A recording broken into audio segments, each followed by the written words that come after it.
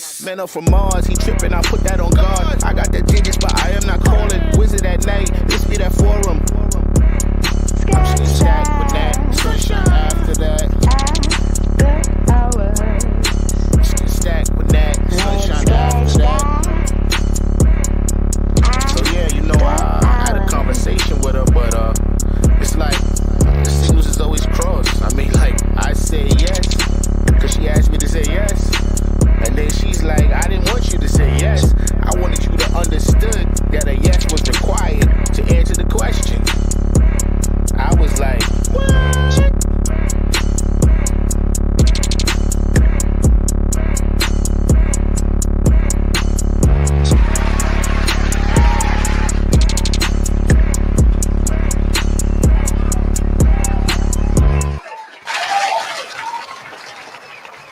Hey everybody, it's spring, it's spring, it's spring. Welcome to the spot, the Stacked After Hours spot. I am your host, Natalie Cosby, and welcome to the show for Grown Folk Talks. Tonight, we are doing something a little different. We're doing like a little bit of a couple's middle first date. It's called Middle Age Love. We are talking to a brand new couple that is in their relationships and they are in the throes of it. And we're going to introduce them soon. Along with my beau, Keith Walker. So we're going to have a good conversation tonight. So y'all get those fingertips loose, get those cocktails, because we're hearing your questions and comments on tonight's show. And here at SAB, we keep it lit and enlightening. So let's get into it.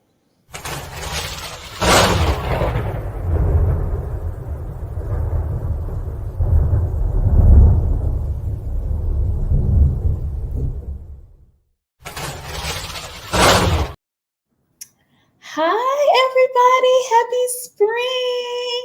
We have our for the first time, I've had my man on here talking about us. And then we have a brand new, beautiful couple. People may know them in Brooklyn. I feel like y'all are a little bit of staples in the BK. We have Bryna, who's a girlfriend of mine who I've known for years, and her new boyfriend, Marlon. Welcome to the show, y'all. Thank you. Thank you. Welcome.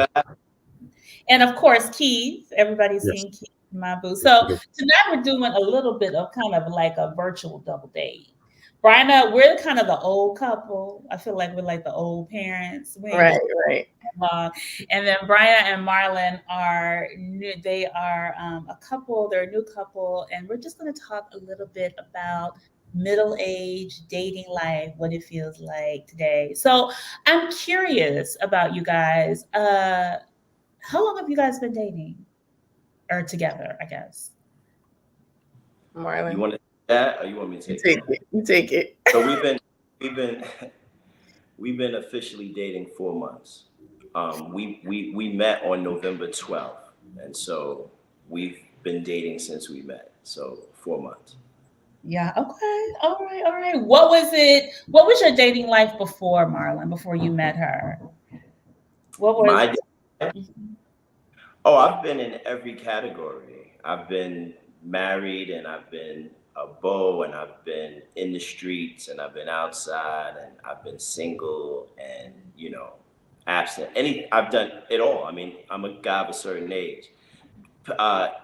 Directly before this relationship, though, I was kind of looking, right? And I found myself in a very picky stage, which is weird to say, where I was being very picky about who I would choose to spend time with, who I would choose to kind of let into a personal space with me. So that's kind of where I was at the time, which makes sense like now, knowing, that really I was looking for this. But yeah, I was in a very picky stage. Well, brother, let me just say that being picky is a good thing because look who you got. Yeah. So that's what that's how you move, man. Thank you. Yeah, I think it's one of those things where like the heart knows what the heart wants. Yep. And I up until this thing, I just found myself being very, very particular and very picky about and stingy almost about my time. And I met Bryna and immediately I wanted to share. I wanted all of those things kind of didn't exist anymore. I kind of wanted to share. I wanted to open up. I wanted to be there and to be present for us. So yeah. That's odd. That is, I like that. I really go. Bryna, what about you? That's a woo. Can you top that one? I know, right? Can I top that? So I was in a very similar place, probably more to the extreme. I had not been in a relationship of any sort for a long time. Like I had made a decision, I'm not going to date. I was like, I'm just gonna prepare myself, for the next big thing. I made a decision that the next relationship that I gave a lot of energy to would be it, or at least I would think it would be it. So I wasn't just kind of like taking random dates. Like honestly, I was like, I'm not dating. When I met Marlon, I was not like, ooh, everybody introduced me or, in the club or at the bar or out saying, ooh, I want to meet him. I was a little shut down. So you weren't receiving anybody's energy? Because I feel like men come to you, Bryna. Like they do, but I was not.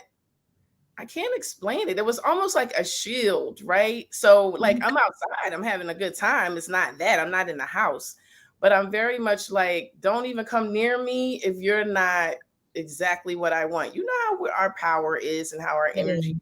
We can shut it down. We can be nice. We can hang out. We can do all the things, but men know when to approach and when not to. And I know I was in that particular headspace. And, I'll go on and can I go into how we met? Because that's. Go ahead. Go on, girl. I'm going to jump into that. Go on in there. So, long and short, I had told a couple of people, I'm talking 2, that I wanted to meet people that I trusted and I trust their judgment.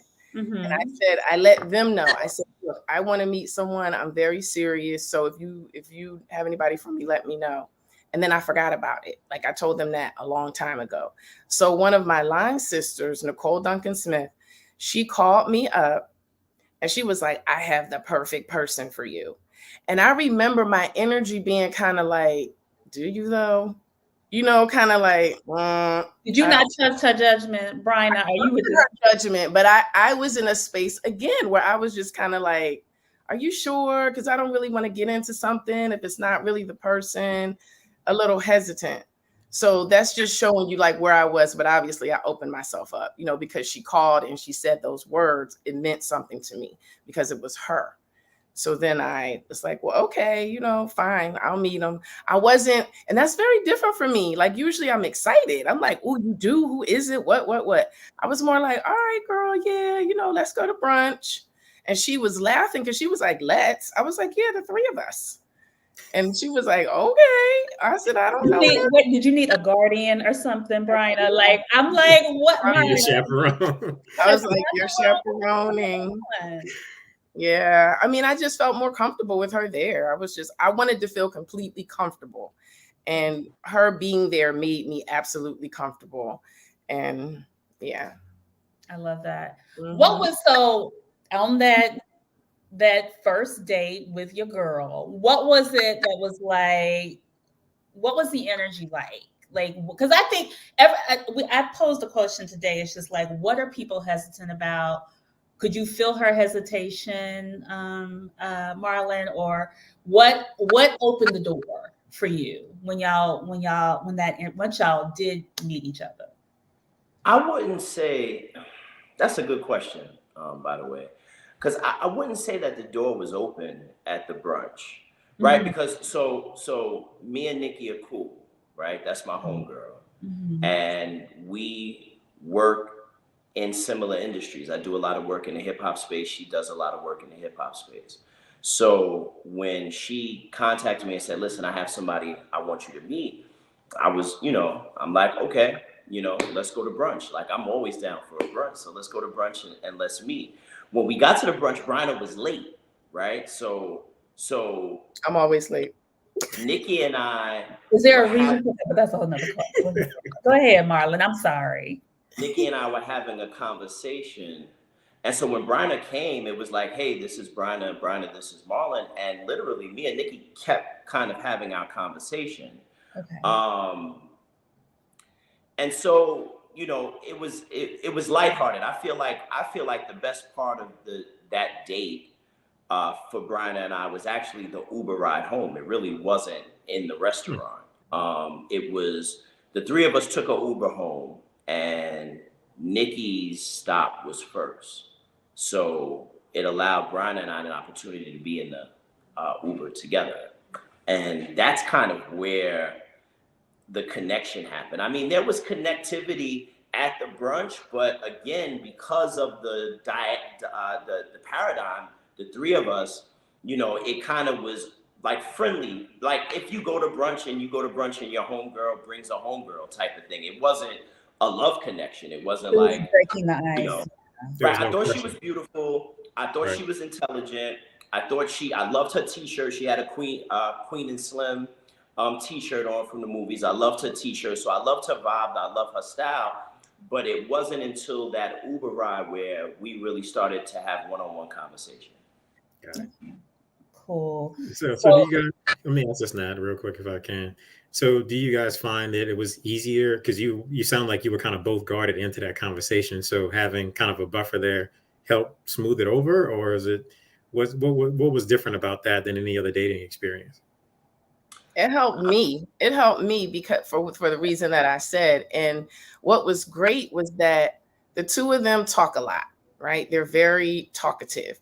So, and I wasn't really, again, I was kind of guarded. So I didn't really want to talk a lot. So I sat down and it was perfect because they were talking a whole lot and it let me see his personality.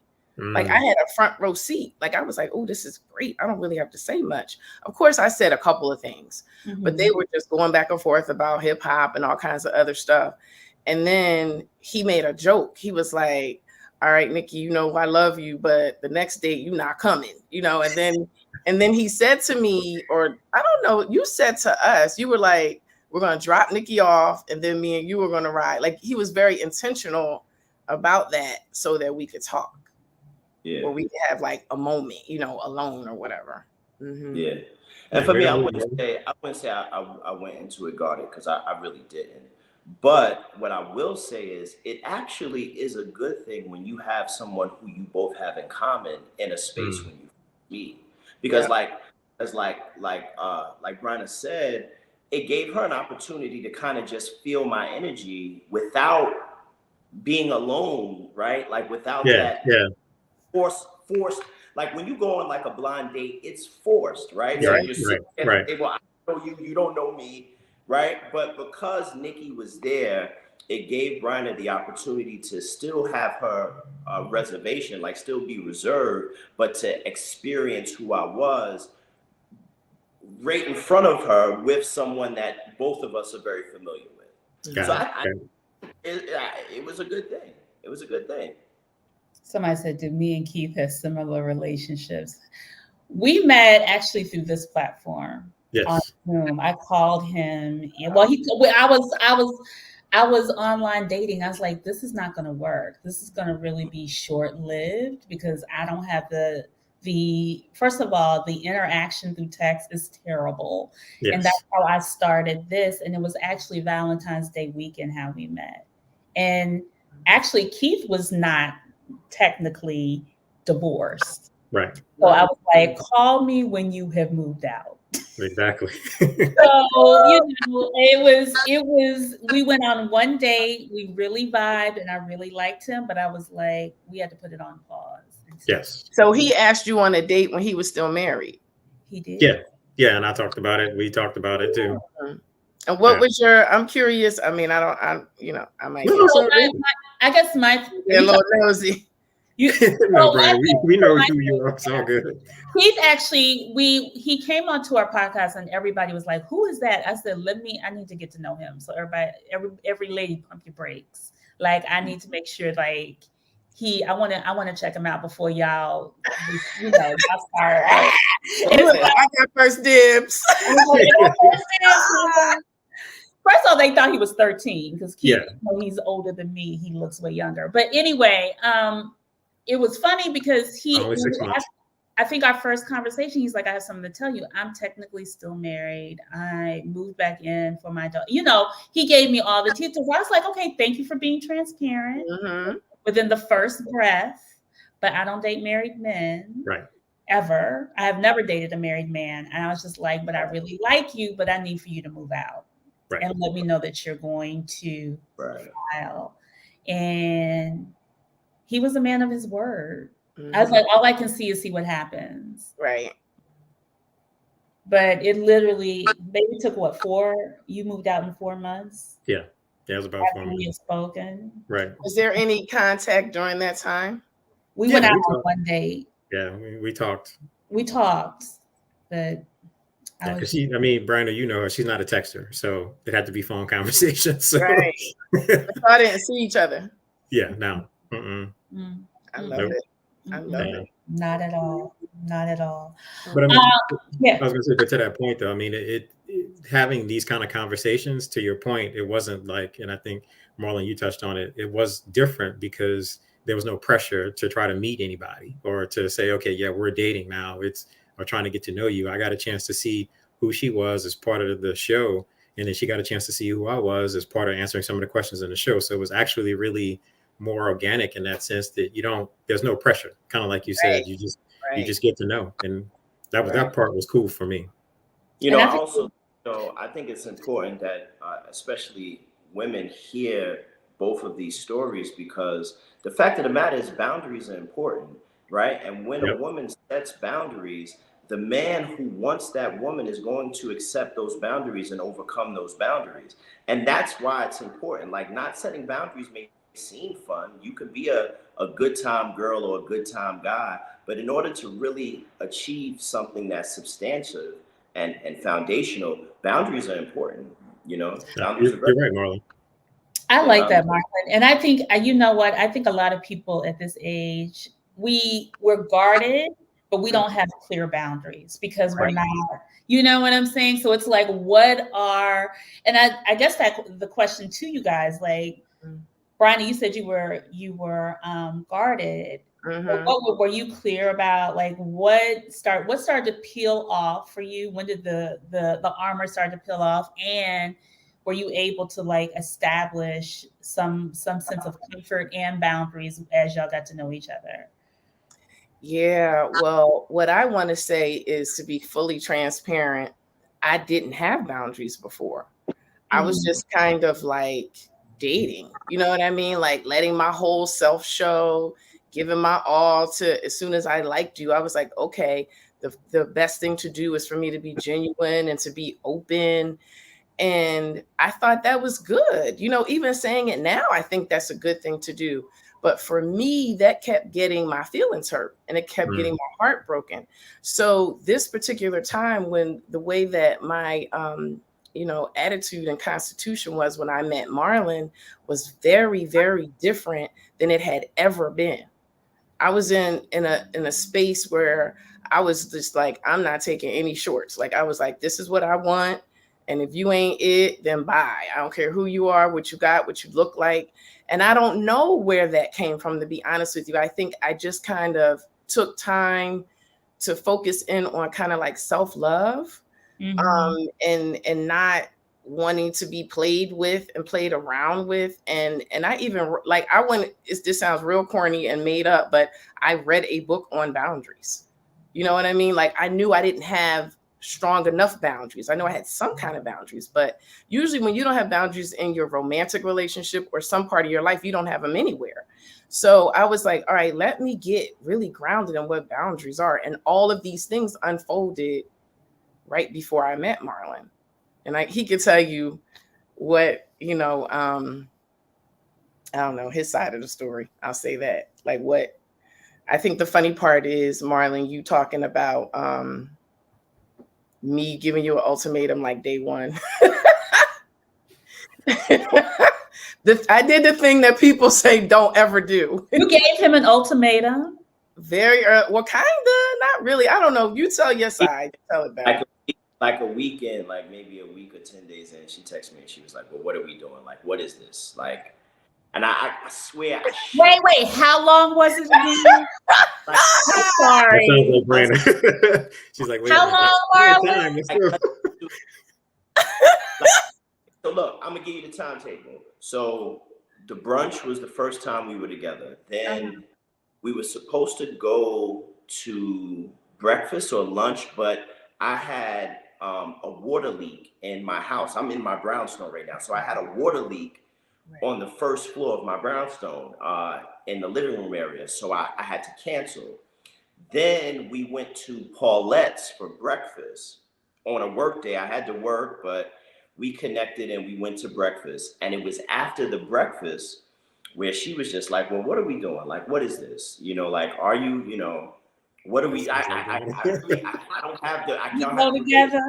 Exactly. It sounds like Bryna. What are we doing? But this was the other thing. So she challenged me. She challenged me in that regard. Like, well, what are we doing? But then she also was like, you not being vulnerable. Like, you ain't opening up. You're not vulnerable. I need you to be vulnerable. So look, you don't like call me when you want to be vulnerable type. Like, wow. Like she challenged me to open up. You know, like. Okay. What does that mean? I mean, okay, well, how is he not being vulnerable at breakfast at I just want to follow up, Marlon, before you go on. What was the energy he was giving? I'm trying to understand.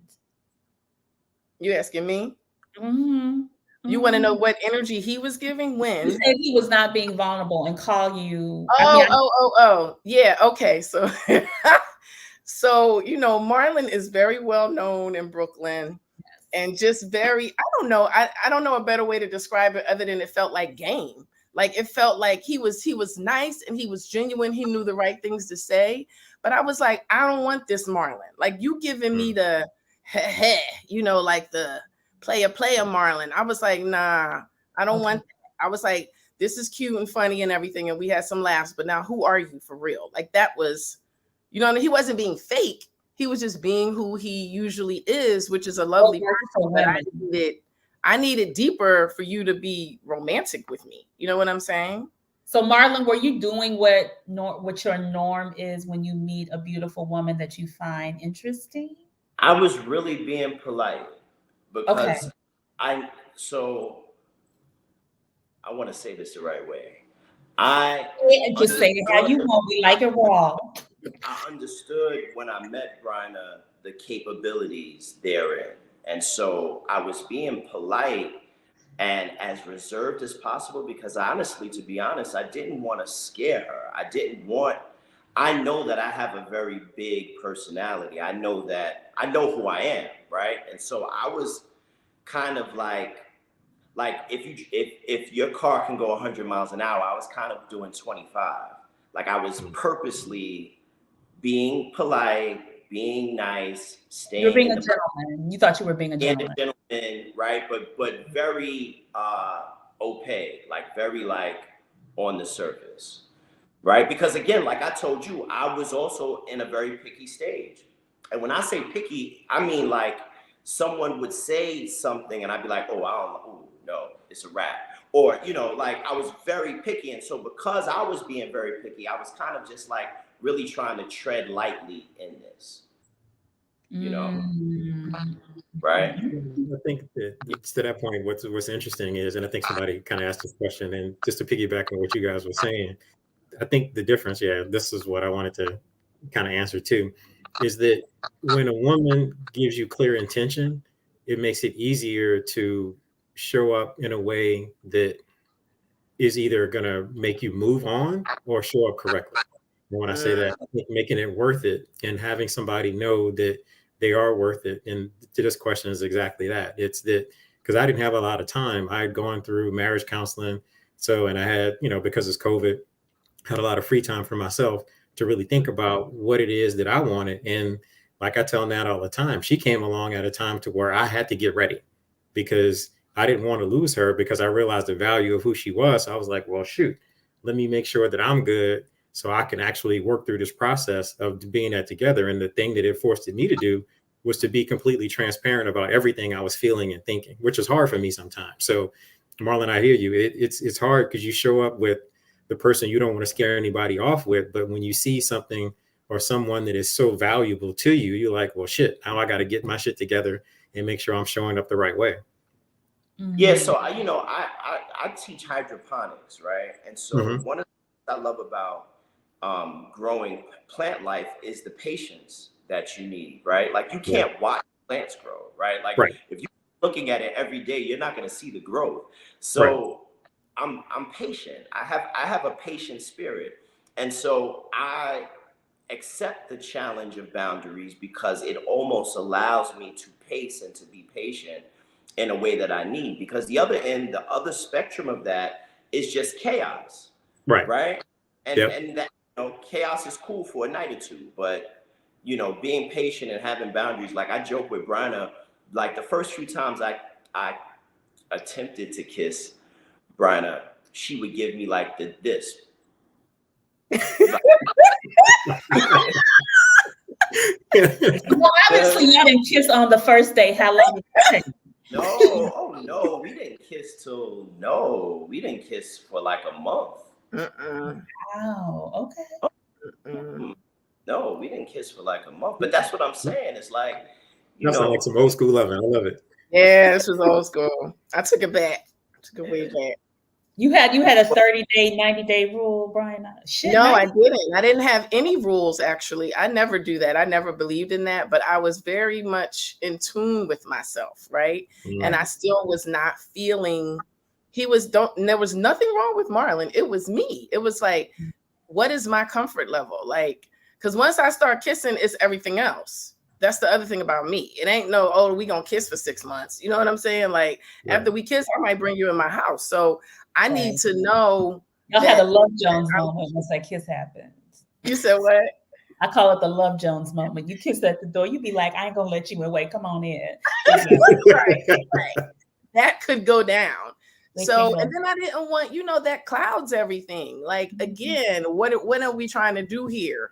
I don't want to get caught up in the, I know you fine and I know you can kiss and I know this and I know I'm attracted to you, but I don't want that to cloud what I want, and me seeing what this is and being present and all of those kind of things. So I feel like at this age, especially at this mid 40, 50 age, there's a lot of us that are single more than ever. I always feel like, and I think Anthony's just like, how do you know that this was right? Like, this is your person. Like, what was it about them about y'all's dynamic is like, I really want to go together. I want you to make me, You want me to answer that? Go ahead, Marlon. So I got two answers for it, because the first thing is, I think that's a evolving thing. I think that this is your person in this moment, but I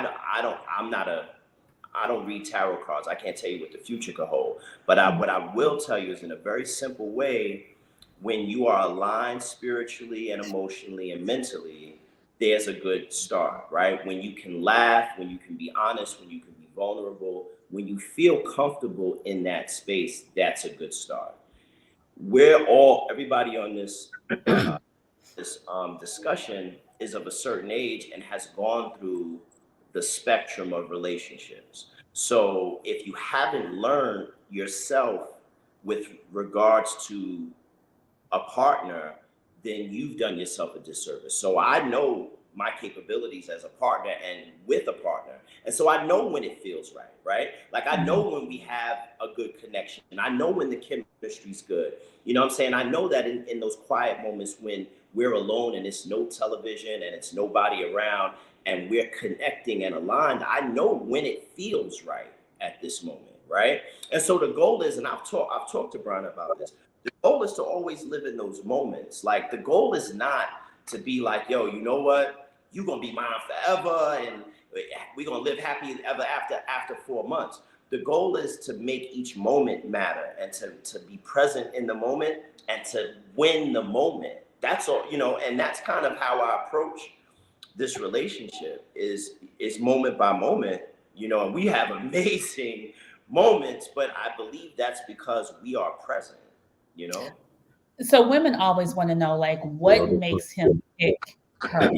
Like you said, Marlon, you said you were going through a very picky stage. What were the special qualities about Bryna that made her stand out above the rest? So I always like there's two things that I always look for. I want to be connected. I want to feel like my partner's smarter than me. Like I want to Mhm. feel like my partner has a jewel inside of her that is very difficult for me to crack. Almost impossible, right? So intellect and mental acuity is a challenge for me. I don't like being able to be dominant mentally or intellectually. It's not a fun thing for me. So I need the challenge of someone who can meet me on that vibratory level. So that's the first thing. But then also she's as goofy as I am, right? So because that's also a side to me, right? Like I'm not serious. I'm not always serious. Like I want to have fun. I want to be informal. I want to tell nasty jokes and be inappropriate, and I need someone who can match that. And the funny thing about Bryna is very much like that. Like, Mhm. so it's not she's like that, right? But I know she's like that because around her friends, she's like that. Like she's that way. Like you look at if you Right. look at her relationship to her friends and you look at my relationship to my friends, we're the same person. Like we're the ones that are goofy and smart and running around and do our own thing and free and that sort of thing. So, when you have that with someone, that's special. That's special. That's dope, man. That's really dope. Bryna, what about you? What made you pull it all off? Start to pull it off, layer by layer. Like, what was it about him? Well, the moment that, to go back to the vulnerability piece, right? Because that was a big call out. Mhm. I knew that was the moment it could go right or left. I was very clear about that. And I was good with that. I was like, and I felt him kind of, pull back for a second. And I was like, oof, okay. I was like, well, it is what it is. And he came back around and he was vulnerable. Like he did the thing. And I was like, oh shit. Now here's the confession. I wasn't being vulnerable. So once I saw it in him, I admitted, I said I was blown away, right? That he heard me and he did what I requested way more than I could have ever thought, right? He shared some stuff with me and I was just like, oh my God, like it just clicked, right? And then it made me, and here's the thing, it made me be better, right? So it made me step up, which I didn't have to do because I was probably pretending to be vulnerable because we know how to pretend good, right? Women know how to pretend good. So, but again, with relationships, I want to be better. Like I want a person who's going to take me to another level and another level. I'm a seeker, right? So I always want to be like, what's the next thing? What's the next level of enlightenment and all the things? So when he showed me that, I was like, oh shit, I'm not that. This is my opportunity to be that. And then it was hard for me. It was really hard. I apologized to him. I was like, you know what? I asked you to be something I'm not even being. And then I was vulnerable. And then that was a moment. Like that was a moment for both of us, I would say, right, Marlon? And that was kind of when we were like, whoa, this is it. Like we know we can do some shit up in this relationship, So that was kind of when everything just started rolling from there for me. Yeah. That's awesome, guys. I was going to say that I think, to your point, Brian, that's one of the things that, that I'm going to divulge some of our relationship stuff too. But for us, it's, and I think Marlon, you touched on it too. It's about being present and enjoying those moments and making each other better and allowing each other space to be vulnerable, and to show up and to be challenged too. And I think that's one of the things that I can say that I've learned is that, and I appreciate that for that is that she holds me accountable. She keeps me on my toes with stuff, but we do that for each other. So it's great to hear that, at this age, we're still realizing who we are, showing up in those ways, and then still trying to challenge and grow and learn with each other. Because I think, Marlon, you kind of said it, is that, you want somebody that is going to bring you something, right? And I think as men, that's what we look for. Our I always picker is going to be to help us grow. I Was I always cutting out a feel lot? like oops, Yeah. Keith, I think Keith is going in and out. Okay. I was gonna say I do Yeah. feel like there Okay. is a moment where when vulnerability is shown, either you embrace it or you run away. Like I think it's just what, and it's like if it's something that you're not ready to receive, it becomes really interesting. And Bryna, I understand what you're saying, because I feel like for me, I told somebody, I was like, this is one relationship I really have learned so much about myself that I did not know. Like you just kind of start to really understand what spokes in the wheel you thought you had in there, but they really ain't there. Yeah. But you didn't even realize you weren't really using them, because like you said, we're pretending to actually are showing up for you and being present and understanding and so on and so forth. I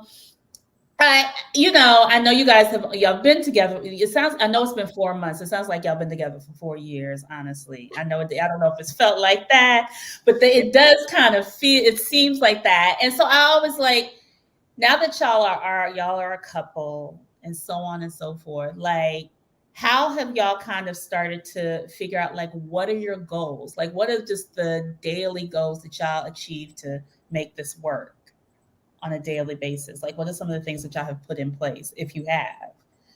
Well, Bryna, Marlon, you wanna? I was just. What'd you say? No, babe, I said you go first. All right.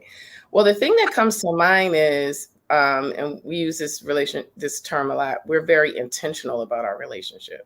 Like when we've both been married, we've been divorced, we have kids, so we came into this relationship like, let's make this what we want it to be, and I know for me in the past, again, this is something different now. In the past, I didn't think about stuff like that. Like when I met somebody, I loved them, we had a relationship, and then we didn't. You know what I'm saying? It was never like, let's chart this path and let's make these goals and let's build. We use those terms, but do we really do it? So that was what we did. That was very different. Like sat down, talked about what we both want, made a plan, put timeline, made a timeline, like different concrete things with each other. Marlon, do you want to jump in? But be honest with you, I'm gonna answer that, but just give me 20 seconds to say this, because you were talking about the vulnerability and people not being vulnerable and people pretending. And the fact of the matter is, you can go an entire lifetime dating and never be vulnerable. You can go an entire time dating and never be your real you, especially as a Black man, because a lot of times Black women don't really want you to be vulnerable. They want you to be accessible to their needs, but not necessarily don't come home with all your shit type thing, right? So as a man, being asked to be vulnerable is a very, very endearing and considerate thing to me.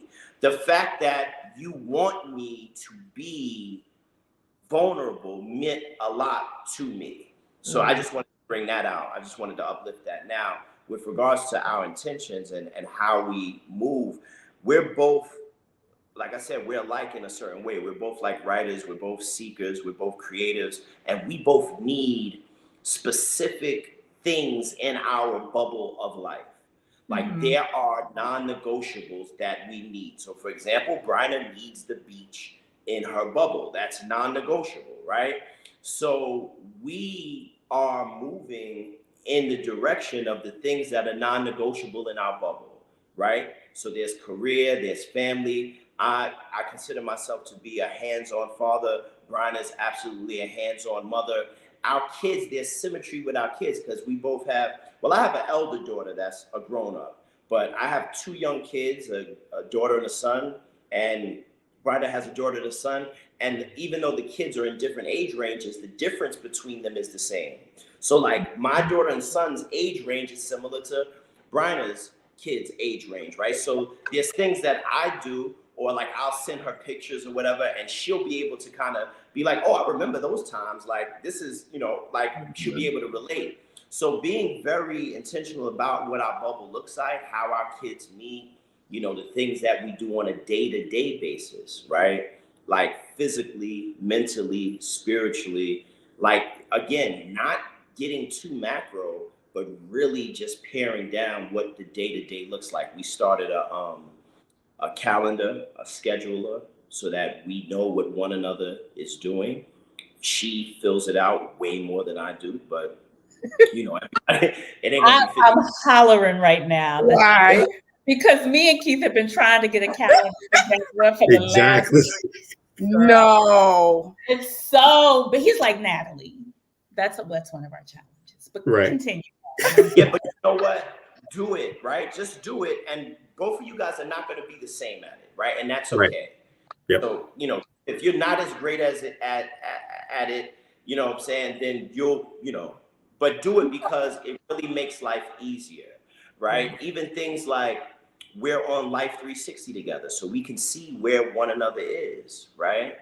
And honestly, that's a thing that some people be like, oh, well, why y'all got that? But right. Or how you, like, a lot of people are surprised. Like a lot of people are like, why do you not have that? I'm sorry. Why do you not? I'm like, why not? Like, I mean, I guess go ahead. I'm never gonna be somewhere where I don't want my lady to know where I'm at. Like, yes, I agree with that. That's not who I am. That's and it wasn't. I didn't tell him to do that, by the way, because I know people are like, "Well, what'd you do? You asked him to put on." Exactly. I'm sorry.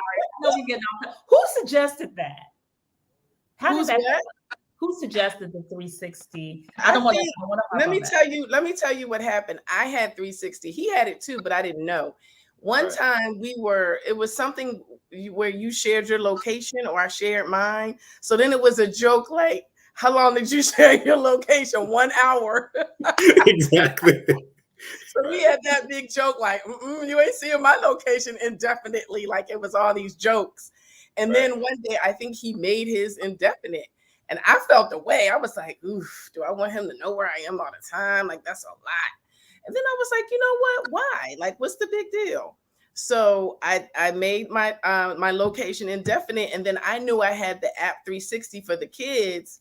And I was like, oh, do you know this app? You should get on this with us. Like, it was very loose. You know what I mean? It wasn't like, get on here because I need to see where you going and you come home. I guess the bigger question is, how often do y'all check it? Yo, I'll be honest with you. That's a bigger question. It's not whether you're on it. So Life 360 gives you, right? So like when someone leaves the house, it'll tell you Bryna left the house, right? If you go to a familiar check-in spot, it'll say Marlon is at Peaches. But I don't check it. You know, I don't check it. I don't feel a need to. It's okay, like, Marlon, if you be checking it, ain't nobody know. So good, bro. It's okay. Story right quick. Bryna ain't bumping into nobody from her past. like that ain't. Believe me, that ain't. I ain't about it. I'm playing. He ain't checking it. I'm checking it. Okay. Yeah, I'm just kidding. Sometimes, but he's always in the same places. So I it's check it whatever. for my mother more than I check it for anybody. Like I got my mother on Life 360 now. You know, my mother's blind, but she still walks everywhere. So like I'll check it for my mother like way before I'll check to see where Bryna is. Bryna's an adult. She can go where she want to go. Right. Exactly. And that's what I say too. True. Yeah, that's how it works. But it's funny though that you guys had that, because I think that was one of the things in our relationship that was an adjustment is, you know, I've been married before, so I'm used to planning and saying, okay, I'm going to be here. This is where I'm going to be. This is what I'm going to do. And for her, it was like, oh, okay, you need to know where I am. Not really, but yeah, I would like to know to make sure, especially if it's going to include me. I need to know ahead of time that, you know, you're making plans and they include me. So those are the things that we have to start learning in our relationship, that how to communicate those kind of activities to make sure. Because Natalie, I mean, Bryna, you know, she's a free spirit. She's gonna go where the wind Right. goes, and if And the mood I was strikes just her and her ready brain to triggers say, on something, boom, that's where it's right. at. I think you know what it is. Natalie, just real quick. So Natalie, for you, so it took you a second, huh, to be like, oh wait, I gotta check in. You know what, Yeah. I went out to, it was over, it was, you know, now we're living together and we could talk more about that. But one of my girlfriends was like, you got to go home. I'm like, girl, yes, I got to go home. Like, I cannot. And I was like, Exactly. start calling. Like, at first I wouldn't call. Keith was like, okay, it's 8:00. I haven't heard from you. He's like, you are not, and it's not like I Right. was doing anything. I'm just Mhm. running my mouth, talking to friends and not considering him. So that was a learning curve for me, because I've always, and this was my own thing that I had to own with how I was moving forward. I always had one foot in the door, one foot out the door with most of the men I dated, waiting for the bottom to fall out. Yeah. Both feet are planted and I am present and fully like engaged, involved, intentional. But I realized my intentions were not, they were never structured. I was always like willy-nilly. So it was not cool. And I had to check myself on that to understand my own accountability with that, because it's easy to do. And I was going to say, that's really, you know, thanks for sharing that, because most times women think that's men. It's usually the man side, right, that has the one foot in, one foot out in the street, not in the street like, you know, you were just doing your thing, living your life, right? I was a female version in the street, but it's okay. But I love that Keith is like, well, babe, where are you? Like, you didn't even tell me, like, did you say, what am I having for dinner? Like, did you check in? Did you, and in a loving way, not like I'm looking for you or where are you, but just that's a relationship couple thing, you know, to make sure that everybody is good throughout the course of the day or whatever. Yeah. It's these being in a full on like relationship where you have to be accountable is completely different. And I think the other thing is like people are always like, well, I want this part of the relationship, but I don't want that part of the relationship. And I'm like, I mean, you can, there's no formula, but I feel like if you're wanting something that's worthwhile and worth your time, and that's where you want to be, it requires a little bit more of you. So, you know, y'all go together now. What do y'all do for fun? Because I looked at y'all's pictures. I was like, they're so fun, happy and cute. It was so like interesting. It looks from camping to balls. I saw y'all at the Coleman's ball. It was cute. But I was just like, what is the energy that people see when they see you? And then what is the energy just between you guys when you're by yourselves? Marlon. My life is fun, Natalie. My life is fun. Every day of my life is fun. My children have fun. My lady has fun. Every time I wake up, I look to enjoy life. I'm happy.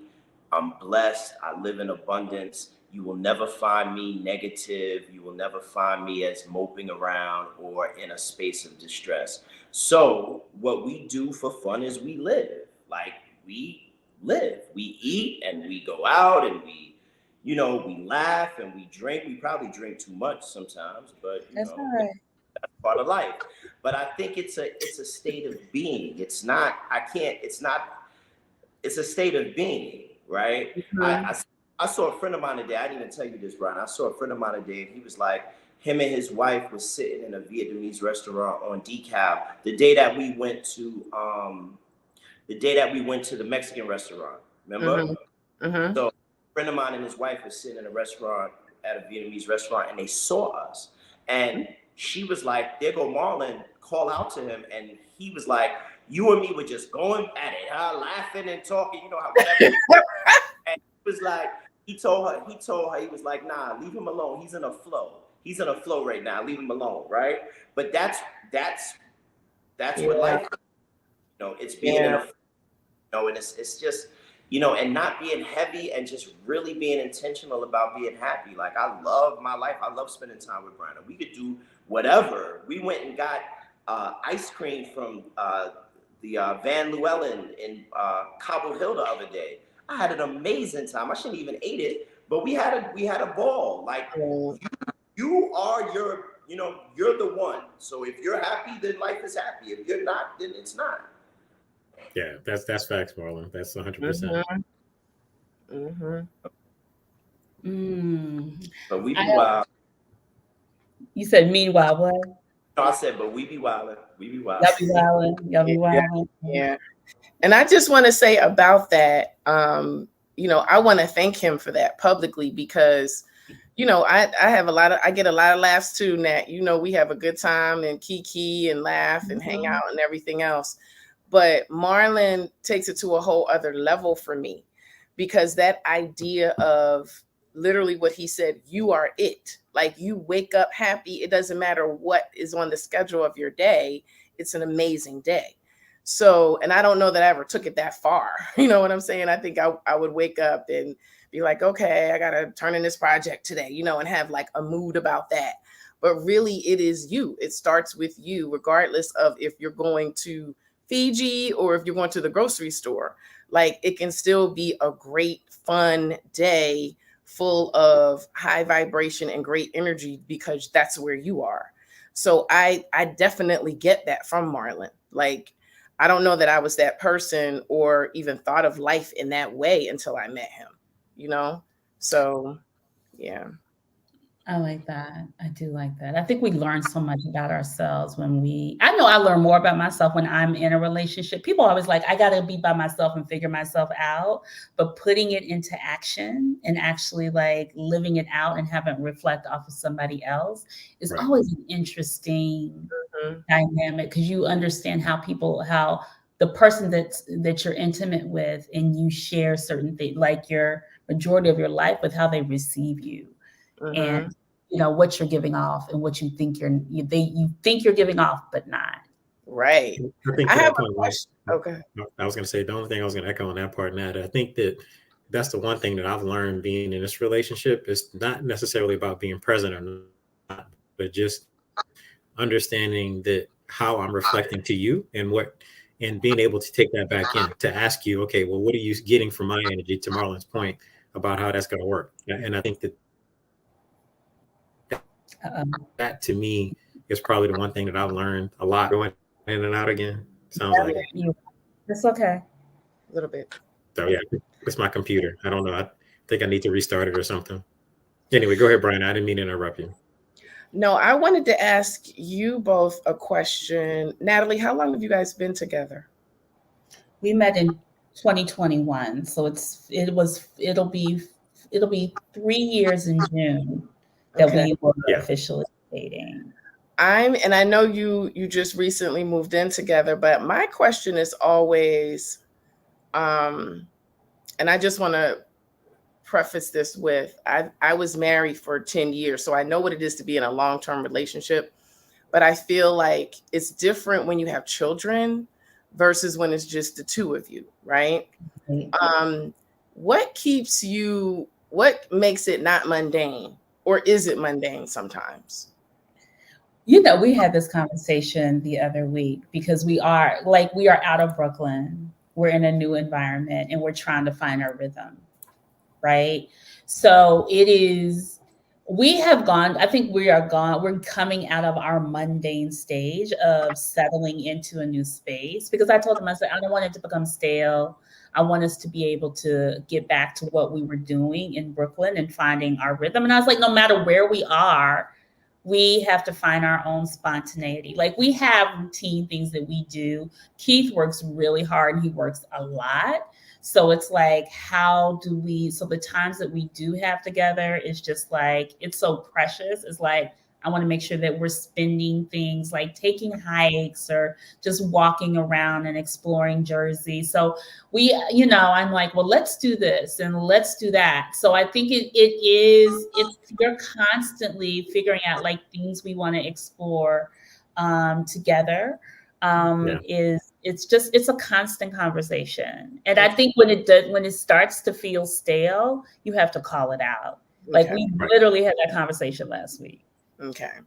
So it does. It's not always, yeah. Mm-hmm. Right. Yeah.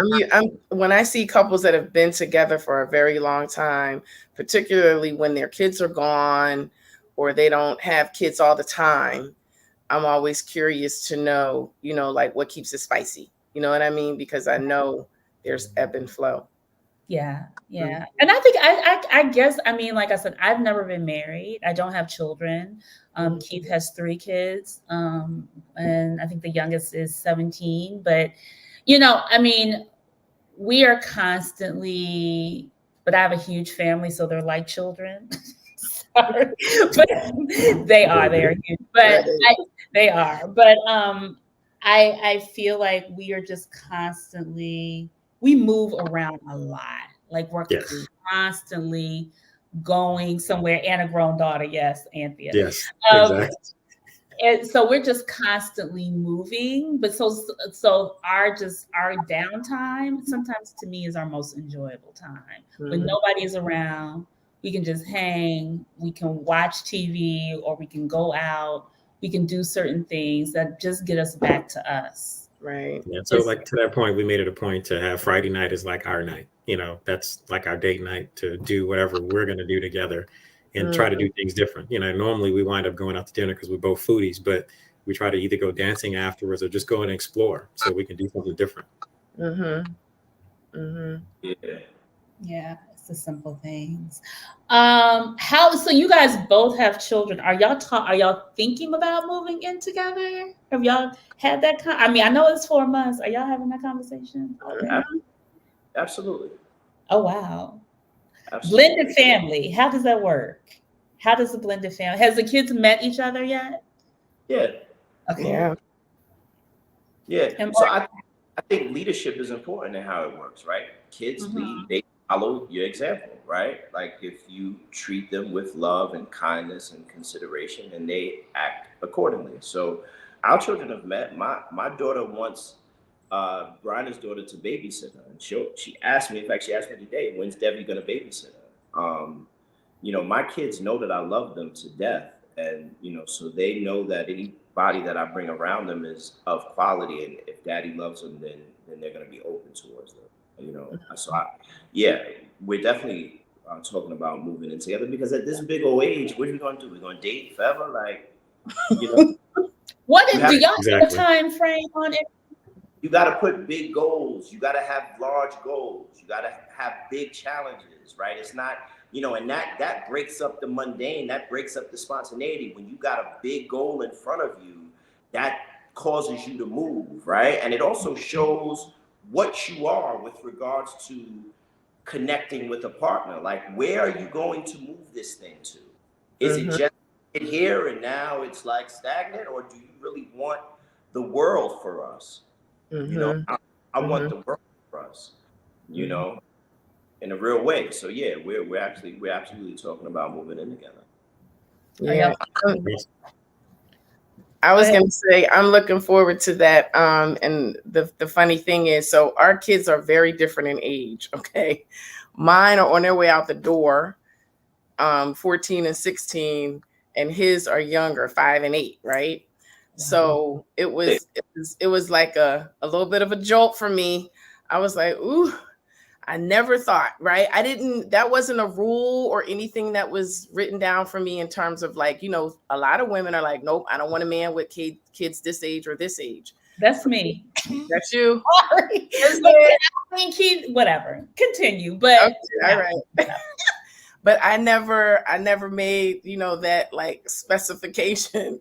So when we started getting serious, I was like, oh, wow, I'm going to be helping to raise 2 more kids, like a full lifetime, and I had to really sit with that for a second. It wasn't a make or break thing. I just had to let it soak in.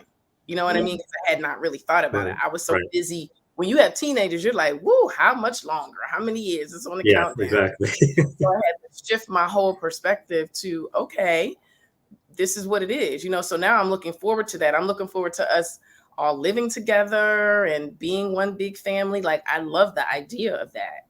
Is it work? Absolutely. But I'm looking forward to that. Yeah.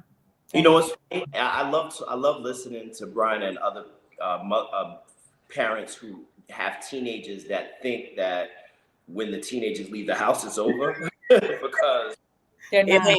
Plot twist. Actually, you know what? And I don't have kids. I don't have kids, but I feel like grown children, they need more advice and guidance than your younger The little kids ones. now, because they're I mean, you're forming like a different type of relationship with them, but there's still validation, there's still need, there's still guidance. I hear they still want you to pull them out of the forever. mess. Yeah. They still want you to be their father, even when they're in their mid-20s and they need $1,000 or they need a car or they need.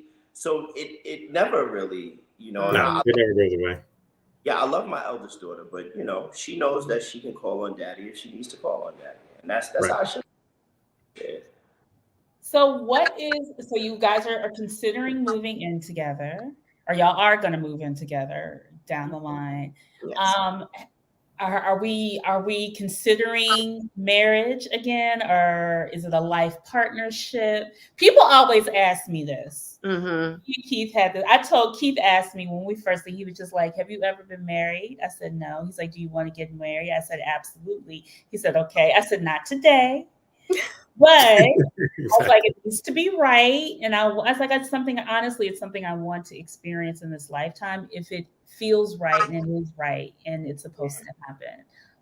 But I always ask, like, people are just like, I'm never gonna get married again, especially at this age. It's like, I'm always curious. What is y'all's point of view, or if y'all had that conversation around what it looks like, how y'all move forward?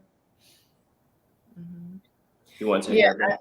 Yeah. Well, for me, my main, I don't know, not goal, what was most important to me was connecting with the person who I would share the rest of this part of my life with. Yes. So that was not, I didn't put marriage on it. It's a different situation when you're younger, you want kids, you got this fantasy, around marriage. So for me, I didn't lead with, I want to be married. I led with, I want a partner that I'm really in love with, that really I have an amazing rest of my life with. Yes. So do I want to be married? Yes. Like, that feels secure to me. Some people can be like, oh, I'm good as long as I find a person and we live together and we're good. No, I think I want a ring. I want to be married. I want that level of commitment. So that's how I feel about it. I've never been the person or the woman to say, oh God, no, I don't ever want to be married again. My marriage was so horrible or whatever. Was I devastated about my divorce? Absolutely. But I've always wanted to be in love again and to be, married and in a committed relationship again. Cool. Marlon, what about the men? I always find, because I feel like, Bryna, I think that's a very honest answer, because I feel like that's how a lot of women want to say but I think we're always hesitant because we don't know if the person with us wants that. Mm-hmm. So, Marlon. So this is what I'll say. I will never announce that I'm speaking for the entire masculine race, right? Like I speak for guys. I don't know what guys think. I can tell you what I think. And what I think is that when you assume responsibility for someone, the goal is to assume the highest responsibility for that person. And the highest responsibility of a life partner is to be married to them. And people can do whatever they like at the end of the day, right? If you want to, be a life partner, if you want to Oprah and Stedman type of thing, or if you want a Will and Jada type of thing, or, whatever your thing is, that's fine. But for me, the highest responsibility to Bryna would be to make her my wife. Like, that's the goal, right? If we're climbing this mountain, the top of the mountain is marriage. It's not, let's just, vibe out, but it is because what is marriage, right? Marriage just basically is a form of holding and committing responsibility to one another. Mm-hmm. Right? I'm not going to bring Bryna down this long path and not assume full responsibility for her. Does that make sense? That does. Yeah, it does. And can you guys hear me okay? Yeah. Yeah. Okay. you're in. Yeah, I was gonna say, to your point, I think that I see it similar to that, but like I'm still open to the idea of having a life partner versus being married because I've been married twice, to be honest, and put it out there. So to me, I agree with you. It's the highest level of commitment that you can have to anyone. And for me, Matt and I talk about this. This is something that to where I can't say that I'm indifferent. It's something I want to do, but it's not something I must have to do. I'm not leading in it saying that, hey, my goal is to get married again. You know what I mean? My goal is to enjoy my life with somebody and enjoy my life with Natalie specifically and make sure that we're good together and we'll continue to grow through that process. If marriage happens to be part of that journey for us, then it is. If it's not, then it's not. But yeah, I do. I mean, ultimately where we are now, Nat, you know this, we talk about it. But yeah, I would love to be married, and it's just we have to go through some more processes to make sure that we get there and achieve that level. But you know what? And again, patience is important and kind of pacing yourself is important because we Americans, we have this tendency to want for things that we're not necessarily ready for. So like we want a $100,000 car we can't really afford. We want $1 million home we can't really afford. And sometimes we want the marriage that emotionally or mentally we can't really afford. So the goal really should be to enjoy your moments and to build yourself to the point where marriage is the natural next step. Right? And this idea of, oh, well, I'm dating because, you probably, you may not be ready, right? When it comes, you know what I'm saying? But if you build yourself up to be ready, then it's the natural progression. And that's how I approach this. Like, I'm not, we're not talking about marriage today, like in terms of tomorrow, but yeah, there is a timetable that exists for her and I where we bring ourselves into the natural progression of being man and wife. I had a quick question for Keith about being married twice, and does that play a role in maybe a little bit of hesitancy or a little bit of not hesitancy, because I know you're very rooted in full disclosure, Natalie, but I didn't know if just the constitution of marriage, if you feel like, does this thing I don't know, give you pause, you know what I'm saying, or make you feel like every time I choose marriage, it goes a certain way, you know what I mean? And that's 100% correct. And what Marlon said is exactly what my thing was about the timing of it and being rushed for it. So the first time I got married, it was because, I not met, but this was my high school sweetheart. We were great friends. And then I had a kid, in between while we were dating each other. And then I was like, okay, well, now I got to do the right thing and make sure that he has a home. So I got married because I was trying to prove and fall into that line to say, yep, and here's the time to get married. And to that point, I had a time clock in my head, growing up in the South, you're supposed to be married by the time you're 30, right? So I'm like, yeah, why not marry your best friend? So that was the natural thing that I thought was the right thing to do. Turned out that we're still good friends, but we weren't good to being married to each other. So it's how do I say it? And in my second marriage, it was more about the natural progression of things to get to now we're at this stage to say that, hey, we're good to get married and we're good. But when you don't grow together, things fall apart. And that's exactly what happened. So to your point, yes, I 100% agree. There's some hesitancy, not necessarily because I'm afraid of it, but because I've learned the things that I had to go through that I should have been ready for to say that I want to be married and I want to make sure that I'm doing it the right way this time. Mm-hmm. Wait, you're muted, Natalie. Still muted.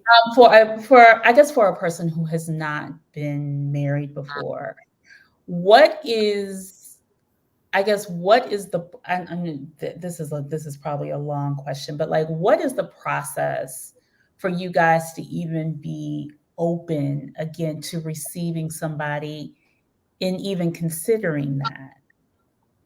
Does that make sense? Yeah. How, in other words, how could you even be open to it? Right. How could you even be open to someone like Marlon, or maybe even Keith be open to someone like me? Because Keith, you literally, it was a split second. Yeah. It was a blink of an eye before some people will be like, they'll look at that and be like, that's crazy. A lot of people look at me and Keith and be like, that's crazy. He hasn't had a moment to breathe. Right. Honestly. Right. So I always, it's just like, how do you, the process of understanding your mistakes? I mean, even when you have a bad breakup, you need a process to understand, like, what do I not want to happen again? And what do I need to look for? Like, what was that process for? Yeah, let me start answering that because I think I probably had the fewest time in between being married to being in our relationship now. I think it starts with understanding yourself, understanding what your triggers are, and understanding what your mistakes are, and also understanding what you did well, and trying to make sure you focus on that to say, okay, well, here's where I did a good job at, right? And here's where I didn't do internal clock to say, okay, well, here's what I need to do to get myself ready to be back at that space. So to your point, I think, Natalie, that's why, we talk about stuff, and I appreciate you because I can be vulnerable to explain what I'm thinking and feeling. And even when I'm not ready to say it, sometimes you'll tell me, are you okay? And you check in with me to see where things are. So I think it's having a partner like you that really, it makes it easier to get to that place a lot faster than it would be to say, okay, well, if I was really concerned about being married to you or making that next step, like we wouldn't be living together. It would not even happen. You know what I mean? So it's those things that seeing those day-to-day moments, being present for each other and being comfortable moving forward together makes it easier to say, yep, this is a natural progression. This is where we're going to wind up at. And I'm all brought in to being able to do that, and that's why I say it's a little different than anything I've ever experienced, to be honest with you. I can't say it's a little different. It's very different than anything I've ever experienced. So for me, it's just, I don't know how else to say it, but it's taking time to check in with myself to understand what it is that I'm feeling and being able to give that a voice to you so you can understand where I'm at so we can work through it together. Does that make sense? It does. It happens. I agree. Yep. Yep. How do you, I think the question is just like, how do you guys manage each other's emotions and expectations, especially when you're bumping heads? Like, I think that's always the challenge. We're gonna start to wrap it up, and Bryna and Marlon, if you have any other questions for us, you can ask us. But how do you guys manage each other's emotions and expectations when things don't go right? Or if y'all had that moment yet? Oh yeah, we've had moments. I think that I just think, and even listening to Keith and even listening to you, Natalie, I think that we don't breathe enough. Like, we don't give each other grace enough. Like, it's very easy to place blame or to be accusatory or to blame someone else for how you feel, but we don't. It's so to answer your question, right?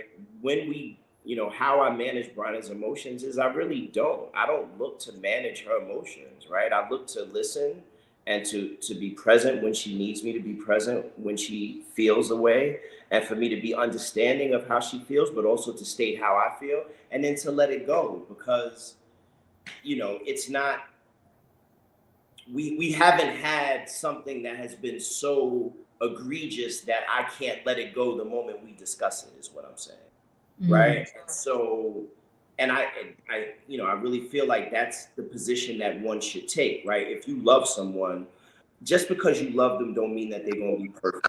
Just because you love them doesn't mean that they're going to always be correct, or they're always going to be healthy, or they're always going to be and do right by you.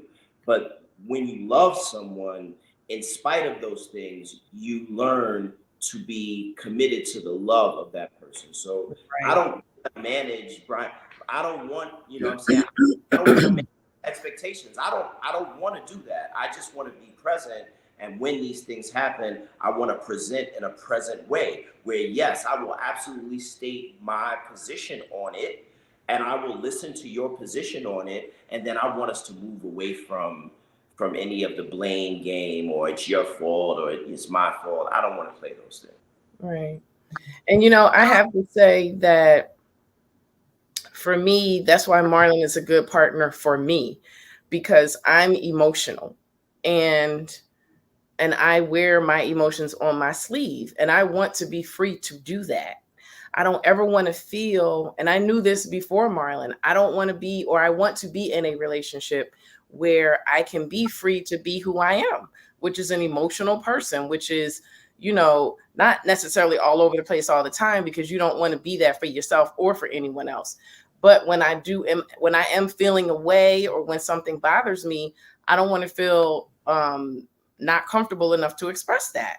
You know what I mean? Or not comfortable enough to be emotional. So, and I'm also the same way in terms of letting things go. I'm not grudgeful. I'm not vengeful. Like, I'm very much like, I can have a full-on argument and then within a few hours be like, let's get past it. And that's with anyone. So I think that's what makes Marlon and I a good fit, because we're both very much into, okay, I'm going to say my piece. I'm going to say how I feel, but then let's move past it. Yeah, I'll tell y'all something real quick, Natalie. So me and Bryna had, I wouldn't call it a disagreement, but we had like a heated discussion at dinner the other day on Saturday. And for me, it was like, all right, well, let's go lay down, right? It was like, so we were like, all at once, we were like arguing and laughing with each other, like eating and like still in it. And then it was just like, yo, let's just like go home and lay down, right? And just like go to bed, right? Like, I just want to be next to you. Like, that's funny, because life is too short, man. Yeah, Life is way too short. No argument is that serious. Right. I mean, if it's that serious, then y'all need to it needs to be a continuous conversation. But I agree, like, there has to be, sometimes you forget what you're arguing about. Mm-hmm. I'll be like, wait, what did I say? Like, how small it is. How you realize how small it is. Or the bigger thing you've been holding on. It's something small, but there's other shit that you've been holding on to, and you bring it into the conversation. It's just like, yeah. But the other thing that I wanted to also, I just wanted to underline what Marlon said about being committed, right? Because once you're committed to a thing, it's almost like come what may, right? And that goes back to the being secure in the relationship, that, okay, I can be me, I can say how I feel, I can say if a thing bothers me or if a thing is, rubbing me the wrong way, because I know we're going to get over this. I know we're going to talk about it and move past it. So I think that the issues come in relationships when you don't feel comfortable saying how you feel. And that happens all the time. You're like, oh, if I say this, he's going to feel that way. Or if I share this, she's going to be mad, or just whatever it is. But you have to do that. Like, there's no way to get through a relationship and for it to be smooth again, unless you release and, ebb and flow through arguments and ups and downs. Yeah, I agree. I always say it's a continuous conversation until it's not, right? It's a conversation. It's listening. And I think that's the other thing I said. Some people just don't absorb. Me and Keith were having a conversation about marriage, and I had started to create all these other limbs that never existed, that he never said. But because I was watching Love is Blind. Exactly. Natalie. I mean, honestly, I have to, my mind goes in directions that just did not need to go. And Kid is like, hold up. Like, what are you talking about? I was like, exactly. Like, just pull me back, hit me over the head with a club, and I'll be like, I'm good. But to your point, I think that's, and Marlon, you said it too, it's about giving each other grace, because sometimes we get shit in our heads and it gets tangled up in all this other stuff. And then when it comes out, to your point, Bryna, it may be in a ball of emotion. So it's really about being able to sit back and saying, hey, you know what? Let that process over there. Let me make sure that I'm present so I can still understand what's going on. And then just show up and say, hey, do you need a hug? What is it that we need to do? What's going on? What else is, let me try to understand what it is that you're feeling, right? Because, and that's why I say it's so different for me now, because 20 years ago, I definitely was not that person. If you come in with me with all emotions, either I'm going to shut down or walk away, right? And that was my natural man response to say is fight or flight. But now I'm like, okay, well, yep, this is what we're doing. Hey, I'm cool. Let's figure this out. You need me to do something? What do we need to talk about? What is it you're feeling? And just start asking open-ended questions to really understand what's really going on and what's being presented to me to make sure I'm being it the right way. So it's different, I think, being at this age. And I think that's the one thing I value Nat about is because it never comes out in such a negative way to make me wrong about something. It's always trying to understand or at least expressing what she's feeling, but it's not about, and I think Bryna, you said it too, it's not about being right or wrong. It's just saying what's going on and what you feel. Somebody said this is a healthy ass panel. Thank you, John Logic. We are healthy ass people. My final, any questions for us or Yeah, I want to. You go first because I got to get the charger for this thing. You go first. Okay. I want to know about the moving in. I want to know about the decision to move in. I want to know about when each of you had to let go of your spaces. I think, Natalie, particularly you, I don't know if you've ever lived with anyone, but like, what was that like? Releasing that freedom, so to speak. Yeah. So I haven't lived in New Jersey since I moved to New York. And I've always looked at Jersey like, right. So me and Keith, when Keith was just like, you know what, I've been married twice. You've never lived with a man. You want let's move in together. And I was like, okay, well, I can keep my place in Brooklyn. And my girlfriends were like, no, right. You need to be in it. Right. She's like, this is where the relationship is going to really develop. And you understand if this is something you want to continue long term. Mm-hmm. So when the thought of it in my lifetime, I never thought I was going to live with someone, but I was just like, you know what? Not unless he was, we were married and I had this whole narrative in my head, but I was like, shit. I was like, I don't even know how many more summers I have left. So let me be steadfast about this and be intentional. I do love this man. Brooklyn will always be Brooklyn. I can let go of a space and access. And I had to surrender in myself all the things that I thought were important. Not saying that they weren't important, but just this is a new journey. This is something I really want to explore. This is something where I'm learning about myself and I want to continue it with him. Because he's such a pivotal part of my life, and it's helped me grow up in a lot of ways. I was just like, I've lived such a selfish, and not in a bad way, but just a selfish, because I haven't actually. It's always been about me. So I told him, I was just like, Keith, I was like, okay, I am going to do this. We were looking in Brooklyn. I was like, I don't want to I was like, actually, I want to move out. He's like, you want to move to Jersey? I was like, yeah. And so we ended up finding a space in Jersey. He let go of his place. I let go of my amazing apartment with a backyard and a washer and dryer, which you rarely can find in Brooklyn. But I was like, we're gonna let it go.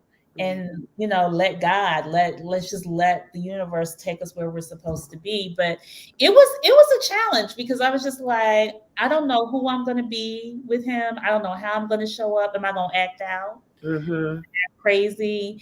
I'm a little bit disorganized at times. I'm the creative. Keith is very structured. He's an accountant by trade. So but I'll cook and I was just like, I get to surrender myself and actually be the girl for the first time in a relationship. Not saying for the first time, but really just surrender all my femininity with my man, which is really nice. Yeah. I feel like I'm always in alpha girl mode. Like I can sit down and just be myself. So, but the moving in process was hard. I'm not going to even lie because I have been so independent. And like I said, I've been able to have one foot out the door, in the door and out the door. And that becomes comfortable. It becomes very comfortable, but it's very, it was a safe space. So this is, I'm in probably one of my most vulnerable points in my life I've ever been. And I love it. Well, good for you. That's a big deal.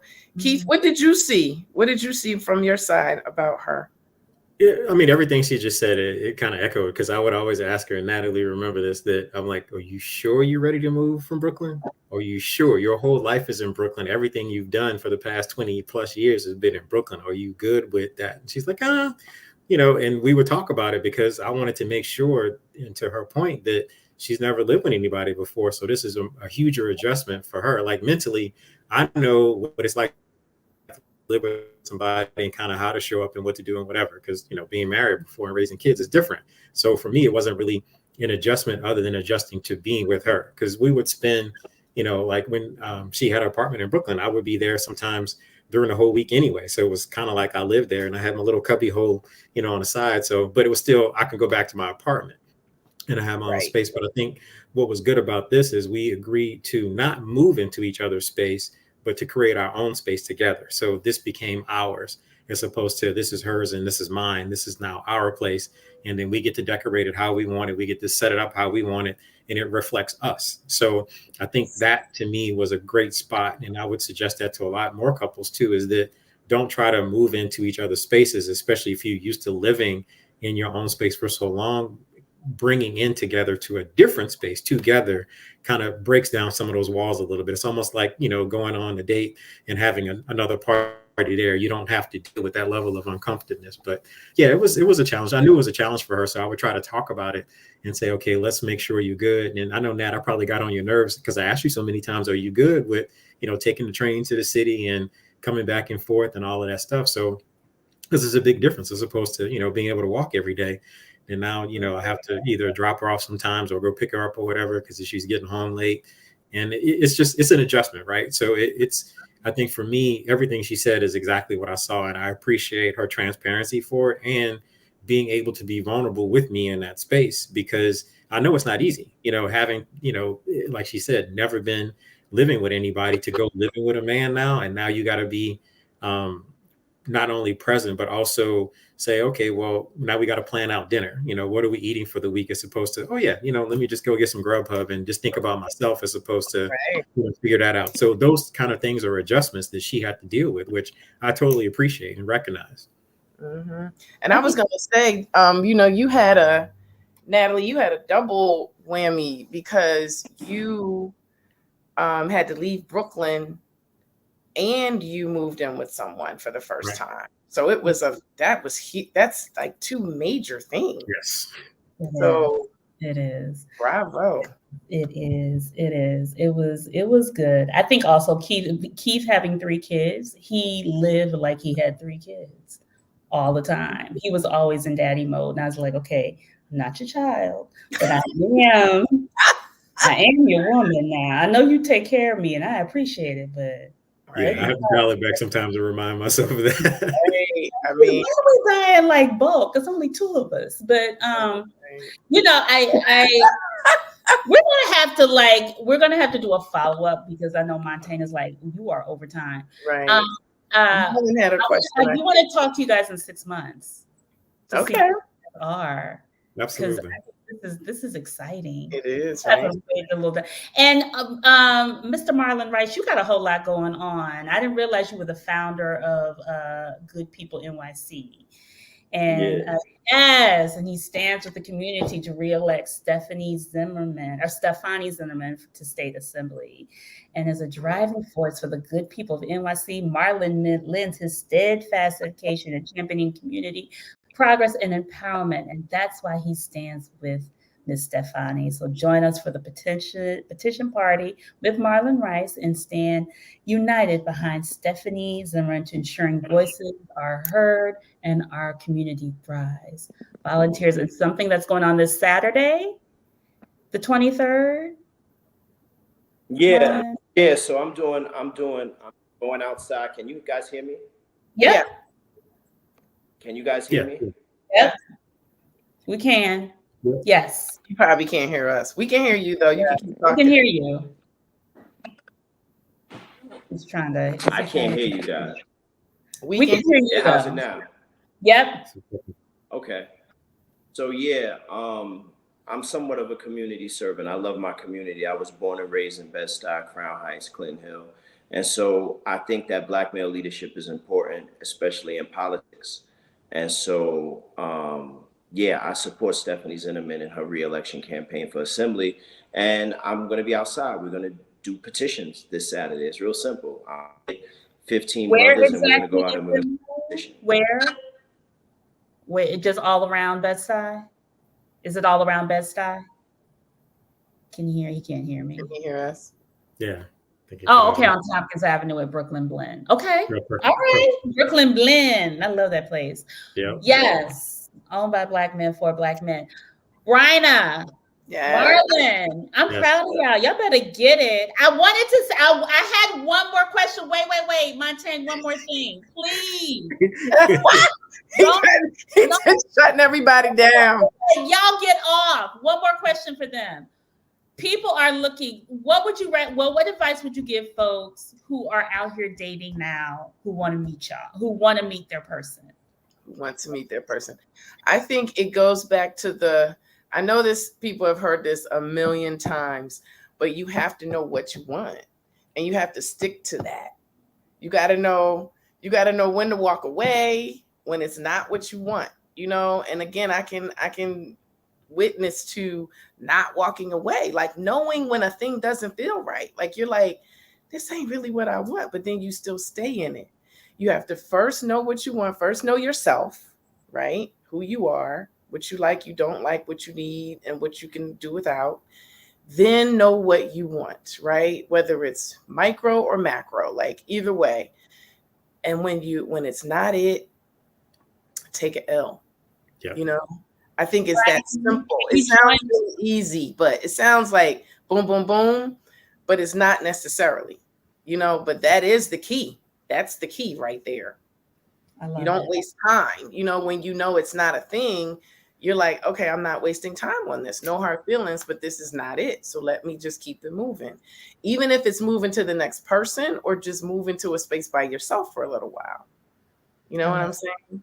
I love it. Yeah. Bryna, can y'all join the after party for 10 minutes? Yeah, I'll join the after party. Yay! All right, y'all. This was good. Because a lot of questions came in. This was good. Thank you so much, guys. We will see y'all in the after party. Watch the show. They're gonna come back in 6 months. We want to see what's going on. Yes, we'll come back in 6 months. Okay. So Marlon is asking about the after. There's another link for the after party. Yeah, it's the Zoom. Okay, perfect. I'll text it for you. I'll send you guys in a text. All right. See you guys later. See you tomorrow. Thank you.